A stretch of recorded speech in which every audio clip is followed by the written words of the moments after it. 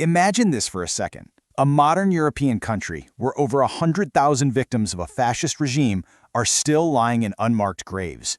Yeah, this isn't ancient history. We're talking about Spain's very real, very modern war on truth. A systematic effort to bury its own past, silence victims, and make sure the guilty stay protected. So we're going to dive into how it happened and why it is so important today. This quote, this really gets to the heart of what we're looking at. The core idea is that Spain's democratic image isn't what it seems, that it's this carefully built front hiding a whole foundation of unresolved crimes and a justice system that's just been crippled by a culture of letting people get away with it. So how on earth could something like this even happen? Well, it all started with a weapon, but not the kind you're thinking of. The first and maybe the most powerful tool used to hide all these crimes was just silence.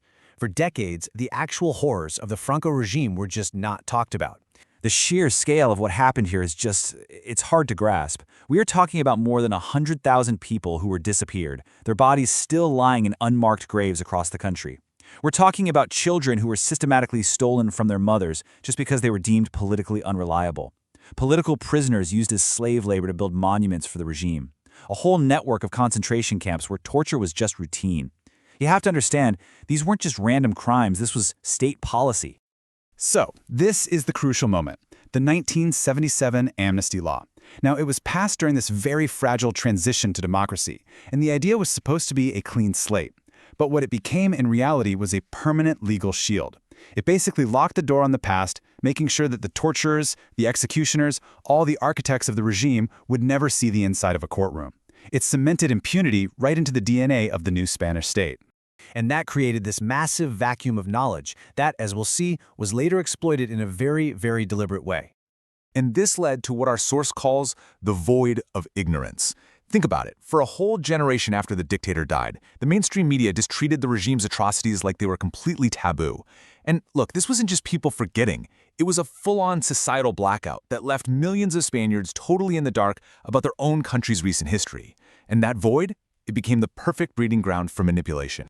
So you have this huge gap in public knowledge. How is it filled? Tragically, with a lie. This is Enric Marcó.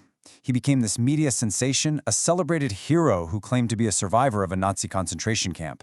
He was this powerful, respected voice for the victims of fascism.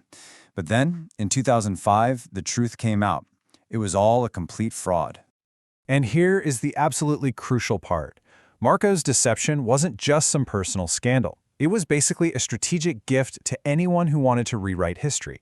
His lie was immediately weaponized. The argument became, well, if this famous survivor was a total fraud, how can we trust any of these stories? You can see how devastatingly effective this was. It cast a shadow of doubt over the very real suffering of thousands and thousands of actual victims. But here's the thing. You can't keep the truth buried forever. Eventually, cracks started to appear in that wall of silence. Investigative journalists started digging, and they began revealing these crimes against humanity to a public that had been kept in the dark for so long. The dam really started to break around 2002. A groundbreaking documentary came out that exposed the systematic theft of children from mothers who supported the Republic. Then, fast forward to 2015, and a best-selling book finally tells the harrowing story of Spanish Republicans who Franco basically just abandoned to the Nazis. For millions of Spaniards, this was a bombshell. It was the first time they were hearing any of this on such a massive scale. And the ideology, the reasoning behind these crimes, it's absolutely chilling. The theft of these children wasn't random. It was actual state policy, and it was justified by these grotesque, twisted theories from a regime psychiatrist. He literally argued that the red gene of political opponents had to be purged from the nation. So, as you can probably guess, when these truths started coming out, the backlash was, well, it was furious. Exposing these crimes forced a whole network of historical revisionists out into the open, and they launched this massive campaign to discredit the facts and completely rewrite the past. And this is where a pretty small but influential group of revisionist historians comes into play. They provide the kind of academic cover that's then used to attack the historical record. It all really starts with figures like the late Ricardo de la Sierva. He's described as a foundational voice in this whole movement, a man who dedicated his career to what his critics call whitewashing Franco's dictatorship. I mean, he even wrote books arguing the Vatican had been infiltrated by communists, which just kept these old paranoias alive for a whole new generation. Then you've got Pio Moa, and his backstory is just central to his influence. Here's a guy who was a former communist terrorist who then remade himself into this staunch nationalist. And that personal journey, it gives him a very particular kind of credibility with the far right, which allows what the sources call fabrications to find a very receptive audience. And rounding out this group is César Vidal. He's presented as the more polished one of the trio. He's a prolific writer who really cleverly mixes what looks like mainstream historical work with a steady stream of arguments that are seen as justifying the Franco regime, all while relentlessly attacking the left. And finally, there's Fernando Garcia de Cortázar, who just packages a cleaned-up, sanitized version of history as the simple consensus view. And they were heavily promoted by friendly media outlets. Their arguments were then blasted out and amplified by an army of online trolls who would just flood any conversation about the past with a smokescreen of lies, making a genuine, honest debate almost impossible. So what was their go-to move? It's a classic, really. False equivalence. They basically dusted off old, debunked propaganda from the Cold War to push this narrative that both sides were equally bad. The whole point was to muddy the waters, to try and equate the systematic, state-sponsored terror of the fascist regime with the actions of the people who fought against it. And when they say the past is best left buried, what they're really saying is, let's make sure the perpetrators and their allies get away with it, forever.